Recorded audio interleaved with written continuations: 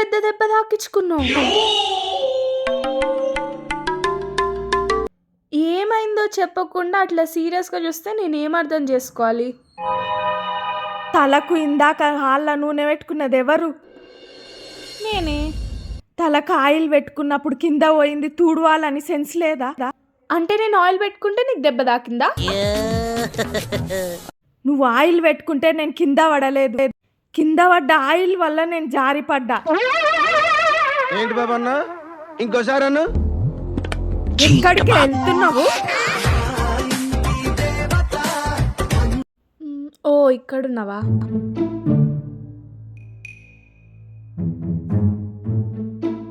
ఇక్కడికి వచ్చినావు? మమ్మ, నువ్వు చిన్నగున్నప్పుడు ఎప్పుడైనా మీ ఫ్రెండ్స్తో మూవీకి వెళ్ళినావా? ఏదో తేడాగా ఉందంటే వెళ్ళేదాన్ని, కానీ అమ్మమ్మ తాతయ్య అస్సలు వెళ్ళనిచ్చేవాళ్ళు గారు. ఓ మరి ఆ టైంలో ఏం చెప్పెళ్ళేదాన్ని?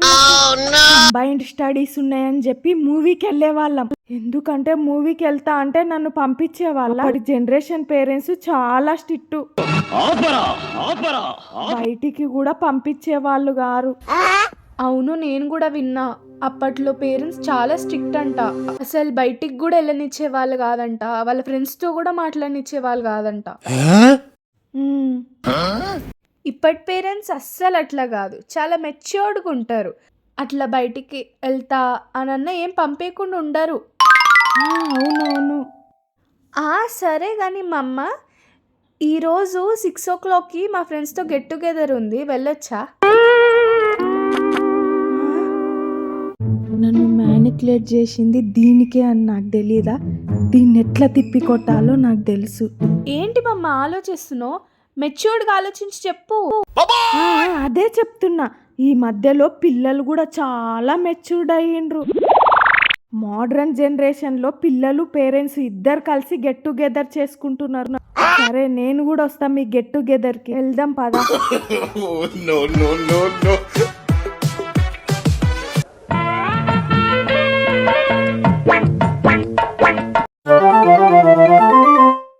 మమ్మ, మీ జనరేషన్ అసలు ఏమో కానీ ఈ జనరేషన్ యూత్ మొత్తం చేంజ్ అయిపోయిండ్రు. అది సర్లే గాని అసలు విషయం ఏంటో చెప్పు. అసలు మీరు చదువుకోండి ఫస్ట్ అని చెప్పినా కూడా ఎవరిని చూసినా లవ్, క్రష్ అవే ఉన్నాయి. నీ ప్లాన్ ఏంటి, నీ స్కీమ్స్ ఏంటి, నీ అప్రోచ్ ఏంటి, అసలు ఏం ఎక్స్పెక్ట్ చేస్తున్నావు చెప్పరా? అరే అది మధ్యలో నేను కూడా లవ్.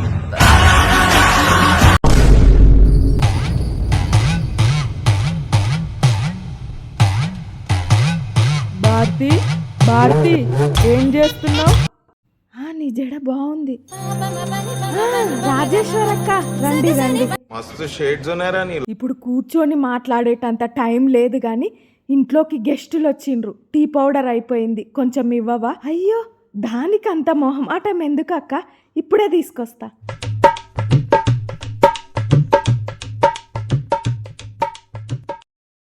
అట్లుంటది మనతోని. థ్యాంక్ యూ భారతి, మళ్ళీ వస్తా. పక్కింటి ఆంటీ వచ్చింది కాబట్టి సరిపోయింది. ఏంటి మమ్మ, అసలు నువ్వు ఏం పూర్తిగా అర్థం చేసుకోవా? ఈ మధ్య నేను లవ్ అవేవి పట్టించుకోకుండా మంచిగా చదువుకుంటున్నా అని చెప్పిపోతుంటే ఏదేదో అర్థం చేసుకుని ఇట్లా చేసినావు. నాకు తెలుసు నువ్వు నా కూతురువి.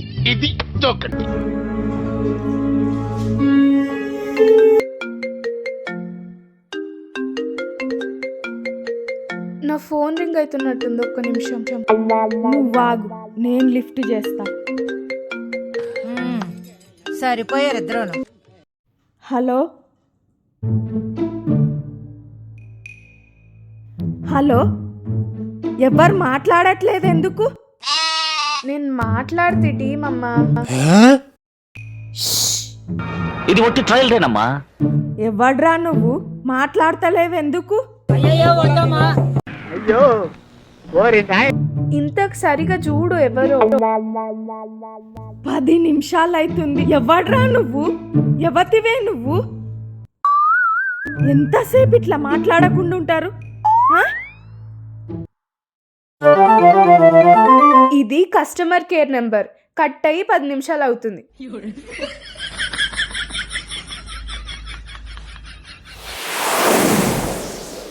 మమ్మ, నేను పెద్దగైనాక నిన్ను అసలు ఇట్లా రోడ్ మీద నడవనివ్వను. పెద్దగా అయ్యావుగా ఆల్రెడీ.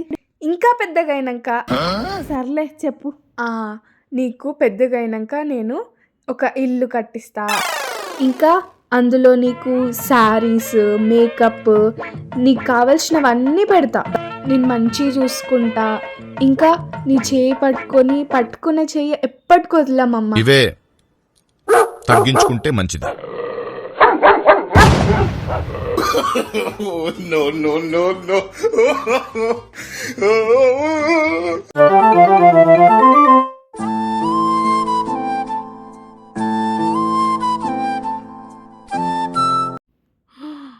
మమ్మా, ఇంత చలిలో ఇంత కష్టపడుతూ నువ్వు ఒక్కదాన్నే గిన్నెలు కడుగుతున్నావా?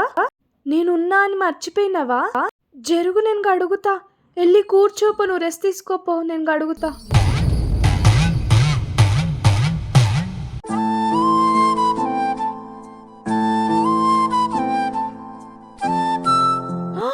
మమ్మా, ఎన్నిసార్లు చెప్పాలి నీకు? పనులు షేర్ చేసుకోమన్నా కదా. నేనున్నా అని మర్చిపోతున్నావు. నేను చేస్తలే, నువ్వు వెళ్ళి రెస్ట్ తీసుకోపో.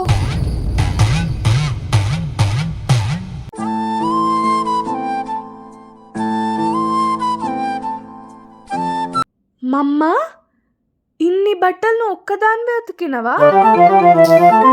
నీకు చెప్తే అసలు అర్థమైతలేదు. ఇంట్లో ఒక పని మనిషి అయిపోతున్నావు. నేను చేస్తా కదా, సగం పనుల్లో నేను హెల్ప్ చేస్తా కదా. నీ చేతులు చూడ ఎట్లయినాయి. నాకు ఇంత చేసిన నీకు ఈ మాత్రం హెల్ప్ చేయలేనా మమ్మా? వెళ్ళి రెస్ట్ తీసుకోపో, వెళ్ళు.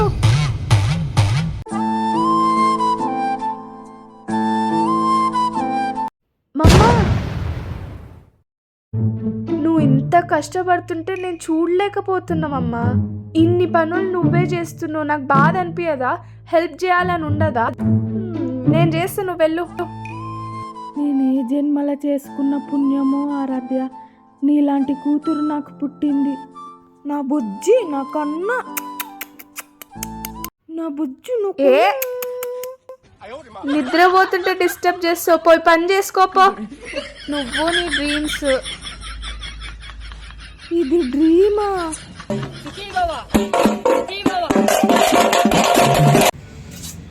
చూడు ఎంత భయపడుతుంది.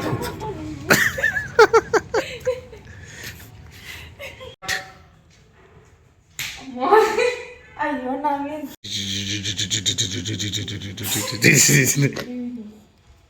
అరే ఎందుకు నవ్వుతున్నారు? నవ్వకరాదు, నవ్వక. అరే